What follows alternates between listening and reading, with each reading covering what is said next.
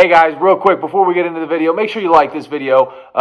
This is my second channel. My first channel is Christian Robertson. I would appreciate if you guys would go over there and hit subscribe real quick, but also subscribe to this channel as well. I'm going to be posting all my podcasts, all my podcast clips, a lot of other content that I don't want to post on the other channel. I'm leaving that exclusively for vlogs. So please like the video if you like the video, if you like the interview. Go watch some more if you like them, and make sure you subscribe to the channel. Also, if you do like the video, leave a comment down below. Let us know that you like it. That way YouTube also puts it out there and shows the other audiences and stuff that, hey, this is a channel worth watching. So I appreciate you guys so much. I could not do it without you guys. I want to keep putting out videos, so if you could go do that, that would be amazing. Thank you so much. Eli, what's going on, brother? Oh, let's see here. We got some audio issues. Oh, I hear you. All right, there we go. What's up, buddy? Hey, how's it going, man? Good, brother. How are you? I guess I already asked that twice. Sorry about that. No worries. Oh, you're good. I didn't hear the first time, so you're good. Okay. That's always weird. You're like, hey, how's it going? Good. How are you? Good. What about you? Good. Yeah. Good. Yep. Stay good. What are you up to today? Not much. Flew back into town with a buddy this morning, crashed out, and then doing this, changed the oil in the truck, and then getting to go hang out with a friend, do a little rock climbing this evening. So okay, pretty chill day. So is that one of your big hobbies is rock climbing? Yeah. I've rock climbed for coming up on 10 years now. Really? So yeah, I guided a little bit. I was in college in the summers and a little bit during the school year, and then still just do it recreationally. My buddy who I just flew back in town with, he normally works up in Yosemite National Park, so I go up there a couple times a year and rock climb with them up there, and then I've got a couple friends in town I rock climb with. So just good therapy, get outside and have some fun. So do you feel that rock climbing serves the job at all? I think in like a personal way, yeah, that like I enjoy getting outside and it's good. I'd say 50% of my climbing friends are non-work related, so it's kind of nice to get away from that sometimes. Outside of that, not really. Okay. This year I might go onto our technical rescue team on the fire department, which I've done in the past for other agencies, and I do for Metro Search and Rescue. So like there's some correlation there of like, if you're rescuing a rock climber, I understand their systems and their equipment and what they're doing, but outside of that, not too much. Not so much here, like in Vegas. Do you think there's other places that it would probably serve more? I think if you're like working in the rope rescue community or the search and rescue or mountain rescue group, then like, yeah, absolutely. It's the same thing. Progressively, I think mountain rescue teams are becoming lighter and lighter equipment base, and kind of I don't know, their systems and their equipment is kind of following behind rock climbing a little bit. Rock climbing, it still is like lighter weight, a little bit more sketchy, less safety standards, or at least less backup systems to everything. Sure. Versus like rescue is always like there's a system, there's a backup system, and this and that, separate anchor systems and things of that nature. But it's progressively getting lighter, which I think is kind of mirroring rock climbing. So a little bit of connection there. Gotcha. I got to say, this is the first podcast I've ever done where I didn't know what my guest looked like going into the podcast because I didn't look you up on social media or anything. I was talking to Mike and he was like, hey, you should have this guy on because, with obviously all the stuff when we'll talk about that you've done in Ukraine and just your job and everything. I was like, okay, cool. Sounds good. If you say he's a cool guest to have, I'd love to chat. And, but yeah, when I saw the mustache, I was like, oh yeah, that guy's a firefighter. You could tell from a mile away. Yeah. It was actually when I was out in Las Vegas, or not in Las Vegas, when I was out in Ukraine last month. Actually, the last day I was running ops out there, sat down and had a coffee with this guy and his team ended up being Peter Reed, who ended up passing away 6 days after that from the Russian attack. Um, but we were like talking or whatever and chatting, and we were the two Americans at the table. And there's just I like most things are universal. I think a lot of things that we see as like, oh, this is American standard is like more of just like a global human being thing. Right. But Americans definitely have a slightly different sense of humor, especially like military and first responder Americans. So we're like kicking it a little bit at the table and laughing and whatnot. And he was like, "Oh, what do you do?" And I'm like, "Oh, medic." And he's like, "And a fireman, yeah." And I was like, "Yeah, yeah, and a fireman." He was like, "Yeah." Like other side of the world, Dirty Stash gives it away every time. So Really? yeah, Do they yeah. do they have any customs like that, like grooming customs or like little things that they do? Because like a firefighter or a cop walks in the room, a military guy walks in the room, like they all have their different little quirks. Like I'm a MMA fighter, a wrestler, like you can kind of tell, like Yeah. a bronc rider, a bull rider, you're gonna tell because they got that stature. Is there anything like that over there, or I don't think as much. You definitely like get some that you're like, okay, like there's the position of authority, maybe the just the body language and whatnot. Not as much, which is kind of interesting. Just like looking at people from different organizations. Like I think I met a Swedish fireman a couple years ago, and he was like full beard, dreadlocks, and I was like, and he's like, "Oh yeah, I'm a fireman too," and I was like, "Sure you are, bud." And he's like, "No, like in Norway, we don't have the grooming standards." He's like, "Your firemen and cop are a lot like German firemen and cops, where it's very more paramilitary, right? tighter and grooming standards." But not all countries have that because he's like, and I was like, "Well, what about your mask?" And he was like, "Well, it's a positive air system anyway, so even if you get a break in your seal, it's just going to push air out." Like, yeah, that makes absolutely it makes sense. But yeah, not everywhere requires their firemen to be clean shaven, even when they're wearing a The SCBA mask. mask. So Yeah, I've heard. but yeah, out there wasn't particularly. It's also like really interesting because like with the war and everything else, like camouflage and like military designs have just become like popular culture to some degree, and it's also just become like the replacement of all the winter clothes that were destroyed by the Russians, where you had to leave in your house when the Russians invaded. Right. The cheapest and most abundant replacement is like the military uniforms coming in, Sure. either privately or through our the many NATO organizations and countries that are donating.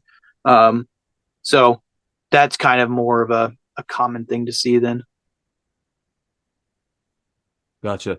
Do you see the grooming standards for the US going away a little bit? Because I know for police out here in Vegas, they just got rid of it.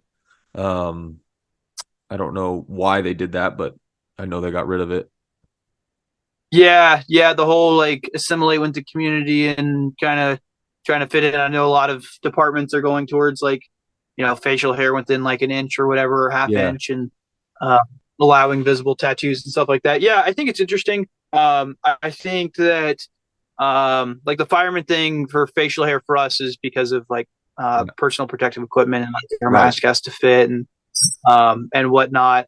Um, and the NFPA doesn't usually change its mind very quickly on anything, which can be at times frustrating. So I doubt that that'll really ever change Yeah. as far as that goes.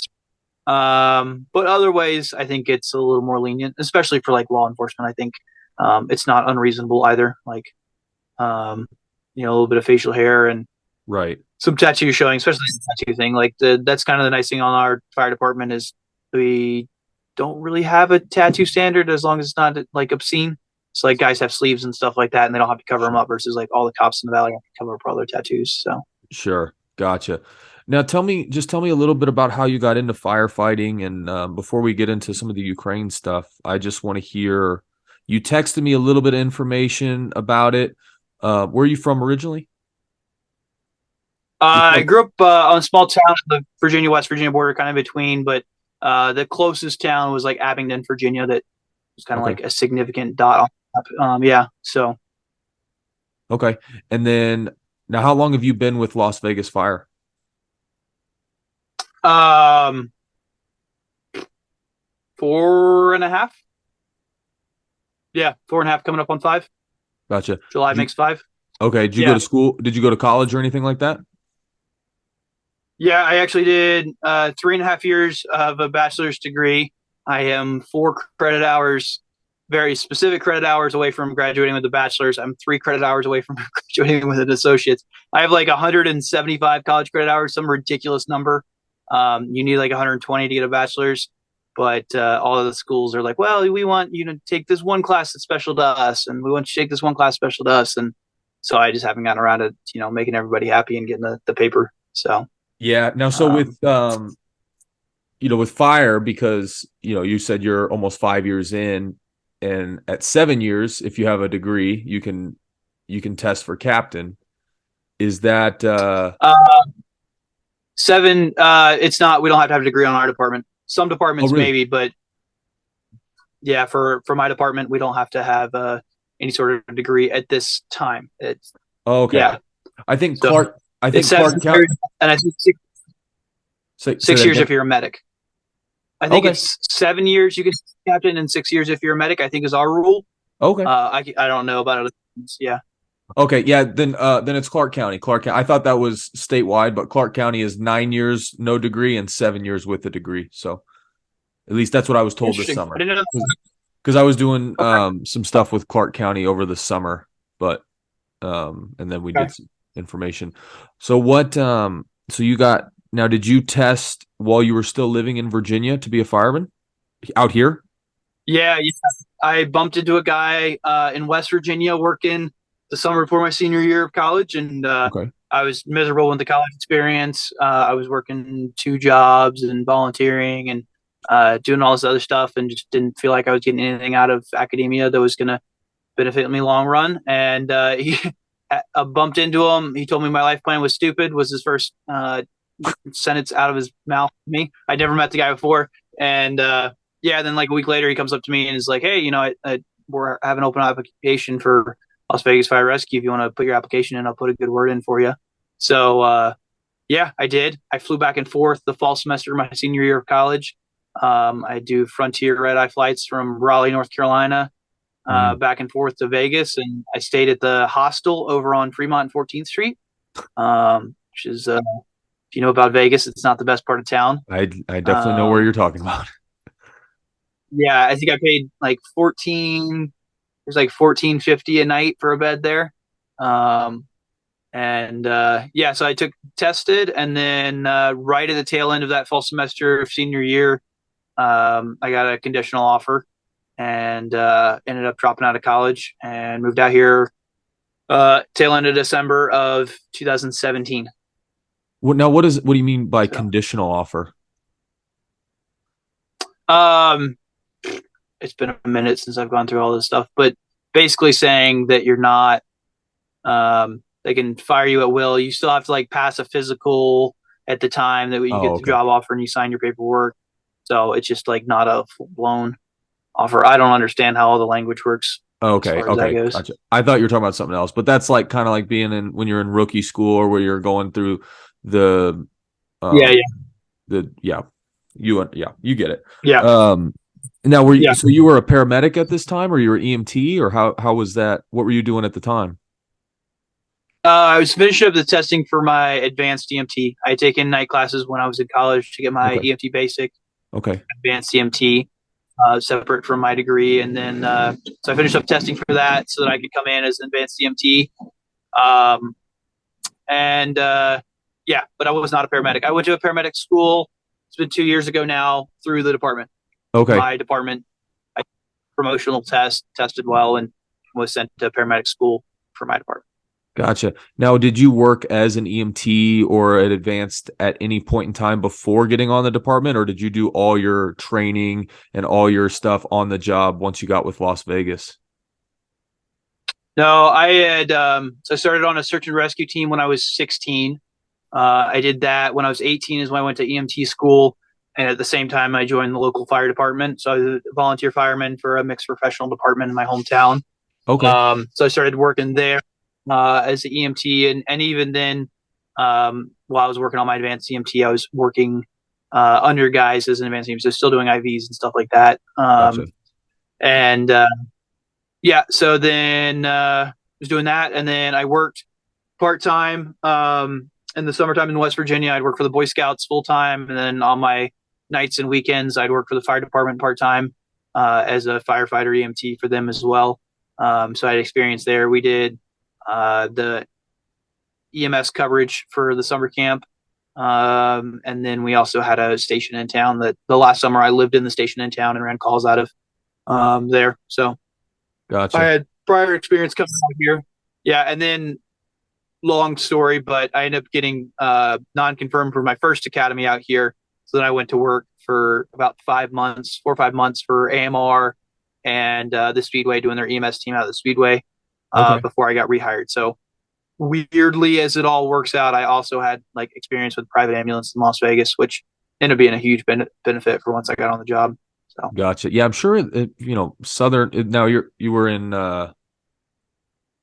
the border of Virginia and West Virginia, so I'm sure it's probably a little bit different pace out here than it is out there. Probably a lot slower out there, and then here I mean, we're like what, top 3 call centers in the entire US?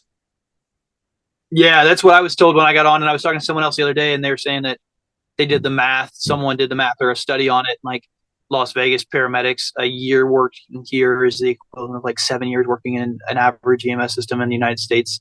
But yeah, I was told when I got on with AMR that it was the third busiest EMS system. So it's very different. I learned a lot from the guys that I got started with, kind of to the point that paramedic school wasn't like that crazy hard or too eye opening. Like a lot of the stuff was just like, oh, cool. I remember learning about this from the guys that the medics I worked with back in Virginia and West Virginia. So that was great. But now talking to them and like listening to their like, oh yeah, I just had this call, or yeah, I had a cardiac arrest, last month and something like that. And you're like, man, that's a 48-hour shift for me most days. It's like Right. we there's a lot larger transient population out here that we deal with that maybe isn't acutely sick all the time, but then like there's a lot of facilities and just a lot of people out here, a lot of retirement communities that keep us busy. But yeah, you get a lot of experience really fast as a medic out here. Gotcha. Now, okay, so you went to Ukraine recently. When did you get back? So my first trip was mid-August to the end of September. I did 6 weeks back then, and then I just did 4 weeks again this past January. I think I landed back in Vegas on the 31st Okay. of January. So Now, how yeah. did you get in and like into this, and what were you doing while you were over there? Yeah. Getting into it, like, I don't know, people are always like, oh yeah, like how'd you get involved with that? And then I started thinking about it. I'm like, I don't know. Um, it was something I followed from the very beginning, but like just a weird story of, I don't know, is last year and it seems like a lifetime ago now. But yeah, I looked into it, and then like obviously I asked for international, volunteers, and they have the Foreign Legion is a military battalion, a couple of battalions of just foreign fighters that fight for Ukraine, that are paid and treated the same as Ukrainian soldiers. All the pay scales, all the same. Okay. Um, and so, and they signed contracts with the Ukrainian military. So those guys obviously were going over there. I just followed it from the beginning, and I didn't know that much about Ukraine. Wasn't really like a anti-Russian person, but it was pretty cool to see someone just have the guts to stand up to, to someone like that, and just the organization and the willpower of the people to out there to stand up for themselves. And then just definitely pretty impressive. And I think, I've been reading a book about the first 150 days of combat out there, and a lot of guys are like, yeah, well, like wasn't super, like I didn't vote for President Zelensky, but now he's our president, and pretty cool. So just to see how he stepped up as a wartime president was pretty inspiring. So just kept track of it as much as you can as a foreigner, especially in America. I feel like we're very limited on what's actually going on out there. Yeah. Um, and just kept following it. I knew I had a bunch of time off in August and September. And I originally wanted to go work for Yosemite Search and Rescue part time as a paramedic for them, and go work with my buddy up there. And they were like, oh, well, we actually don't need an extra paramedic this year, so we've got it covered. So I was like, all right, well, girlfriend and I were then going to go out of town for like a month, but then she changed jobs and couldn't get the time off work like she had originally talked as well. And so I was like, well, like this is what I want to do. I wasn't planning on doing anything what I end up having done now. But I originally was like, well, basically the big thing with the war is that it has limited supply of like traditional healthcare services Sure. to civilians. So like, not only are you dealing with like massive trauma incidents and just a massive amount of trauma on the battlefield on both sides, you're also now dealing with civilians being involved in that, and casualties sometimes, I would argue pretty heavily targeted by the Russians, but then also sometimes just downright accidents. Yeah. But you also have these people along the front lines that they don't have an ambulance service anymore. Like Bakhmut, Ukraine, we're like one of the last ambulances going in there for civilians. There's just not access to any sort of outside healthcare or medication, prescriptions, anything like that. So the original idea was that I was going to go into some of the deoccupied areas that were low risk, and I wanted to get in there and just work in like a small clinic setting. Work with like a doctor or physician's assistant, just doing medical checkups. Right. Basically just grandma and grandpa's, make sure they get their prescriptions and take care of that stuff. So nothing exciting or intense was the goal. That's what I convinced my girlfriend to be okay with me going and doing. And so I ended up finding this organization off of Reddit, a young woman who was a combat medic veteran and just a cool person all around, was recruiting for her organization. So interviewed with her, sent her my resume, sent her my certifications and whatnot. She's like, this is awesome. We really struggle. We have people that are like, yeah, I want to come help, but they don't actually have any current up-to-date certifications. So it's huge that you have that. This is what we're looking at. She's like, the highest risk that we're dealing with is like maybe some unexploded ordinances. So like the last town we were working in, we were told it was clear, but we ended up finding like a unexploded artillery round in a house, and they found like one landmine that EOD had missed when they swept through. So she's like, that's the biggest risk we're dealing with. And like, if you want, we're going to start recommending to volunteers to bring like ballistic plates and a helmet just in case, just so you have it and you're not trying to like acquire it once you're in country. So I'm like, okay, cool. Like, sounds pretty low risk, sounds pretty chill. I'll work on getting some plates and a helmet. So ended up getting those from a buddy, bought a plate carrier. He provided me with some plates and a helmet that he had acquired through his years of service. And so I had that. 1 week before I left, I ended up texting her and was like, hey, like, I'm flying into here. I'm doing all the things that you told me to do to get to the border. And like, who am I meeting when I get there? Like, who do I need to reach out to? Because she was already back in the States at that point. And she was like, oh, I don't feel comfortable recruiting for that organization anymore. But I'll put you in contact with the guy that took my job. And I'm like, what? Like, I have a $1,500 plane ticket, like, that I'm hopping on a plane. Like, next week I've got, train tickets already pre-purchased to get to the border and everything else. And I'm like, yeah, she tells me this. So then she's like, oh, I reached out to the guy that took my job, and he left the organization as well. Oh, no. And doesn't feel comfortable working with. And I'm like, oh, brother. Yeah. So I'm like, okay, like, talk to my girlfriend was really the only person I talked to that knew I was going last time. I didn't tell my family what I was doing. And yeah, I was like, oh, okay, cool. And then last second, I'm like, I don't know what I'm doing. So she was like, well, I'll give you the contact information of the guy that took her job that then left her job as well. He's going down to southern Ukraine to work with the team, and maybe they'd have room for a medic. And so I ended up reaching out to him. She told him I was going to reach out, and he's like, oh, yeah. He's like, it's pretty dangerous, but it's really rewarding work. And I don't remember what he said that they were doing, but then he sent me this video, and he's like, hey, just like a heads up, I feel like we should be honest with like the risks that you're taking and whatnot. But like, this was our night last night. And literally the night before I texted them, they got in like a direct targeted hit on them from the Russians. And they were staying in like a 4-story building that used to be like a kind of retirement home kind of deal, but bigger building, dorm style building. And 2 of the guys ended up getting injured, either from small shrapnel or glass getting blown out from the windows. But one guy got a pretty good laceration and a deep embedded piece into his foot. The other guy got one in the hand that had been material bleed. They threw a tourniquet on him at like 3:00 in the morning. And it had been 100% a targeted attack. Ripped up a couple of their vehicles pretty good. So he's sending me this video of like the rounds incoming, and he's like, yeah, this is like what we're doing. Like, I'm just like, well, I don't have any options left. Like, I spent 2 months prepping for finding an organization that I was excited to do work with, prepping all of my kit. I took a couple extra classes and everything else. And like, I don't have the time to go get vetted by another organization at this point. So Yeah. let's do it. That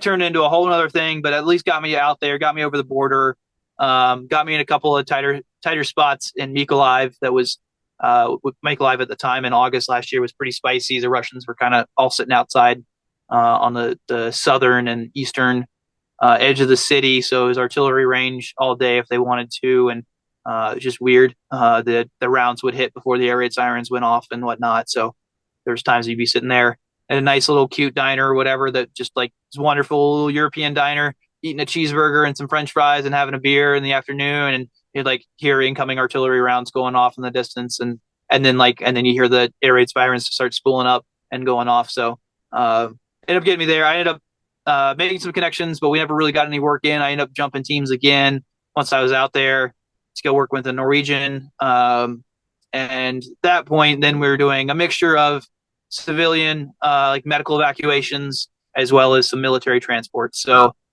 we had contact with the local dispatcher for the military and basically would go help shuttle wounded soldiers away from the front line. So they get to a immediate hospital, basic life support, sometimes like chest tubes, stuff like that, stop the bleed, maybe some minimalist surgery, and then we'd pick them up and start moving them further west from there. So we're doing that, and then evacuations for mostly old people that just had conditions that either need to be monitored, they're severely dehydrated, or they couldn't walk and they need to be able to be carried down out of sometimes 6-7 story apartment buildings, getting carried down and just needed a place to lay down. So an ambulance is the way to do that. So we were doing that, which was always interesting. We went into a couple places back in August and September, like Bakhmut at the time, which was a completely different place than it is now. But we were there. Then like Nikopol, New York, places that are all still pretty well along the front lines within artillery range of the Russians, kind of deal. So that's what I was doing back then, and basically that's what I ended up picking up on doing. The Norwegian I was working with at the time, ended up being 2 Norwegian medics. I met an American with them that was a businessman that had some family ties to Ukraine, and we all ended up kind of coming together and forming what is now frontlinemedics.org, which is the organization that I went with this last time. And I now am doing North American recruiting for them for volunteers. So wow. So yeah, it's like everyone's like, oh, how'd you get there? And it's like, I wish this was like an easy story, but it really was just a jump in here and there and making it work at the time. And I'm really happy with it overall. There's times at the time it was very frustrating. I'm a get up in the morning and like work, and then like just want to do something at all times, and that's just not always the case, especially in war. Like a lot of it's downtime. Yeah, and that's very frustrating for a lot of us that are very motivated. So, but yeah, overall, it's been an awesome experience. What did you find out what happened with the original organization? Yeah, so they're actually still running some stuff. I still follow them on social media, and they recently posted a couple of things. Basically, there was this just big kind of falling out in between. The guy I ended up meeting up with, the American that my original contact gave me his number, and the heads of the organization, they ran out of money and things got really crummy. And then when they got hit, they ended up not bringing the ambulance they were using out with them at the time. They ended up leaving it in Mykolaiv because they got hit. And so then the organization was claiming that they stole it, blah, blah. And they're like, well, we sent you a pin drop on its locations and you have the keys to it. So I don't know how this is stealing. So it's just like a whole lot of just kind of wartime drama that just gets people messed up, and Gotcha. difference of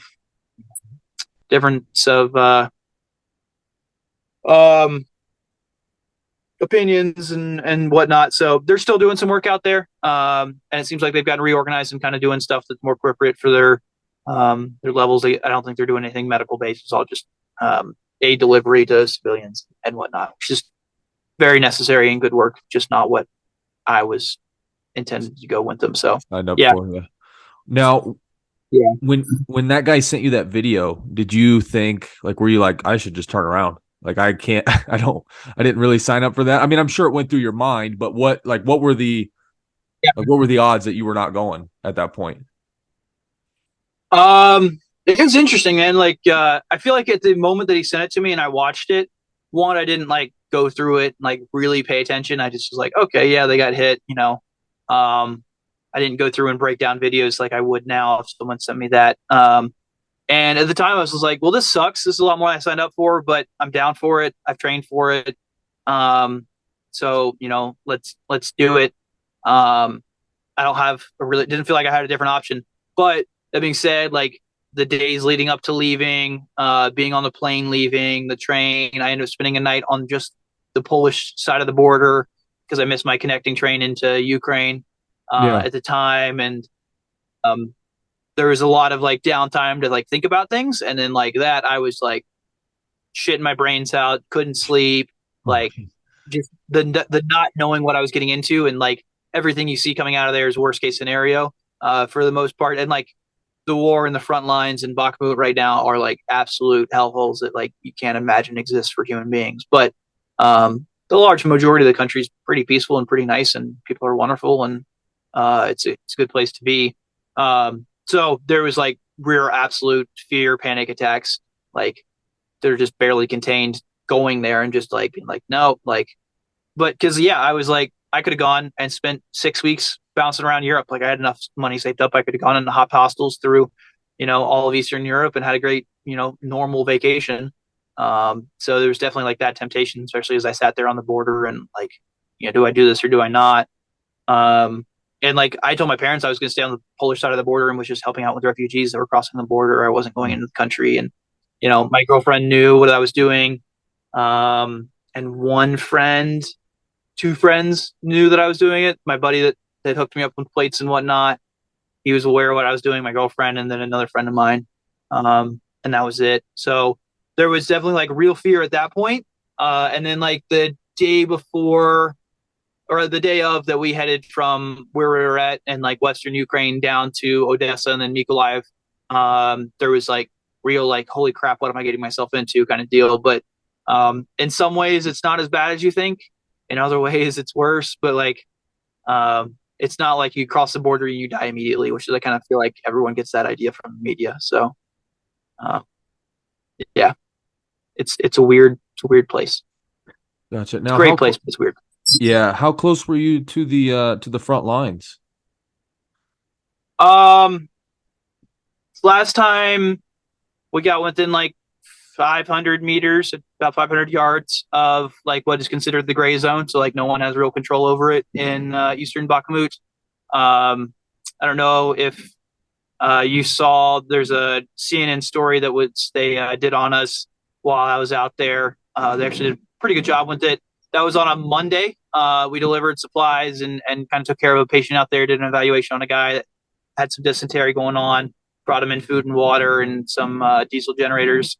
Um, and that was on Monday. On Tuesday, myself, my partner, and two other guys I worked with, we tried to go back there, and so we parked our ambulances, tucked them in behind a building so that you know the drone would have to be actually over top of them. They weren't line of sight to the Russians. It's kind of to stashed them, and then went in on foot to scope things out, make sure things were still good. Talk to Ukrainian soldiers as we went and see how things were going, and we're like running along like 10 yards between each person just in case rounds come in, and we like run up on this group of Ukrainian soldiers, and this one guy like gives us a weird look and is like looking at us, and then he like kind of shuffles over, and he was obviously like the platoon leader and was like, oh yeah, blah blah, like speaking in Ukrainian to our translator, and then I just hear like sniper.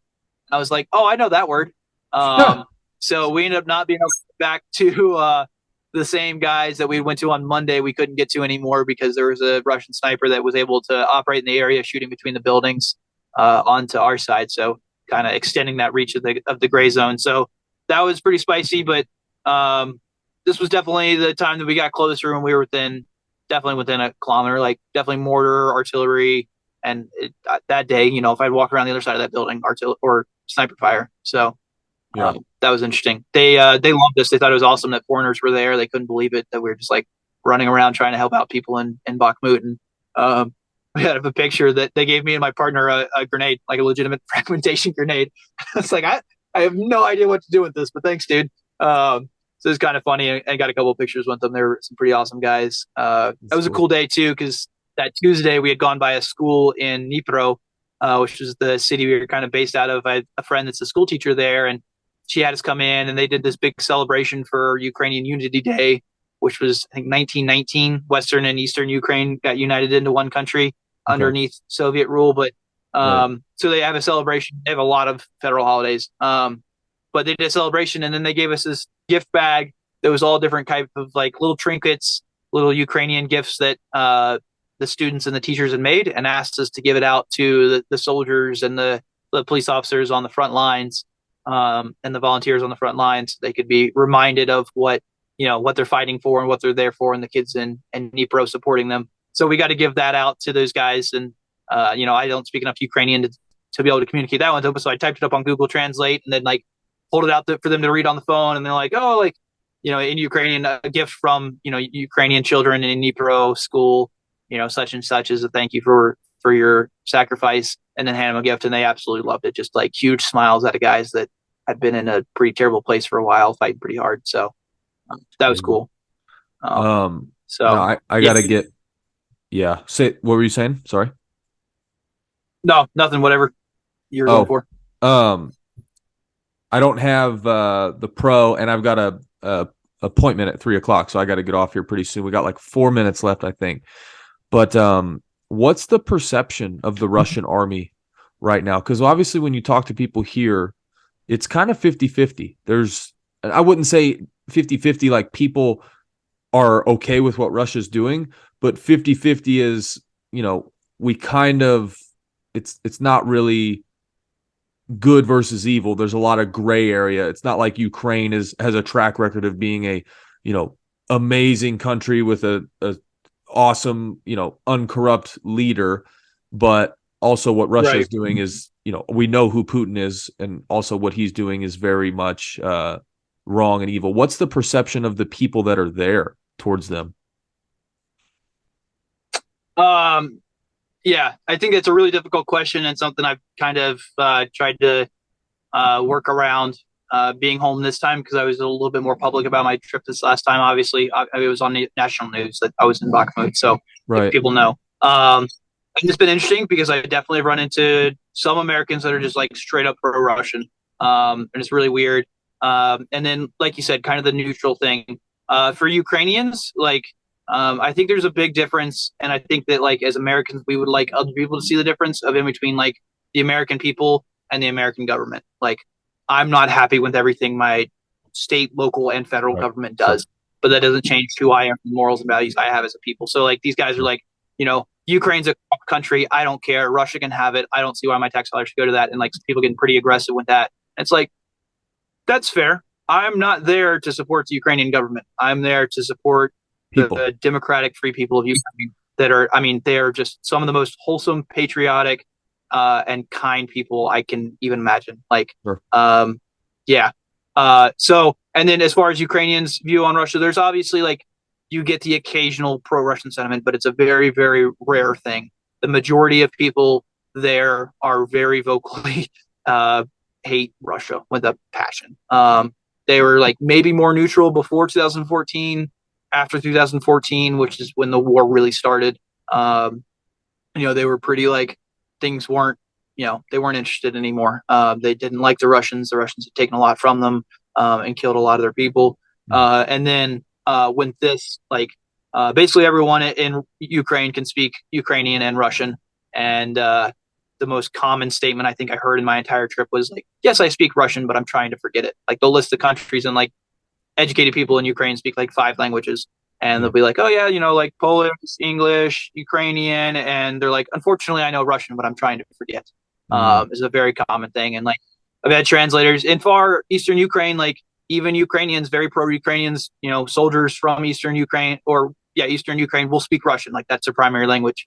And I've had translators that are like, I won't speak Russian to them. Like, I absolutely refuse to speak Russian. So one half of the conversation will be Russian, and our translator staff will be Ukrainian. So whatever sentiment or like friendship that was possible beforehand is definitely gone, and they're as pro-Ukraine, anti-Russia as possible. So and those are the people that I'm there for. Like, not there to support a corrupt government. I think it's pretty much bought and paid for by large corporations and rich people anyway. So I really don't think we have a lot of room to talk about corruption in America. It's just different. We just call it lobbying. Yeah. Hey, Eli, we got about 30 seconds. We're gonna get booted off because I don't have the pro. But okay. Yeah. Well, hey man, I really appreciate you doing this. I enjoyed the conversation. I'd love to keep in touch. I'll probably post it this weekend or early next week. But yeah, man, thank you so much. It was really just good to hear your story. And I think that is a good message that we're here for the people, not the government. Great talking, man. Sorry I was a little late getting on. And if you need anything else or have any more questions, please reach out. I'll send you the links to my social medias as well. If you need pictures or talk, just let me know. Thanks for trying to share my story. And yeah, people, not government, definitely is what we're here for. So thanks.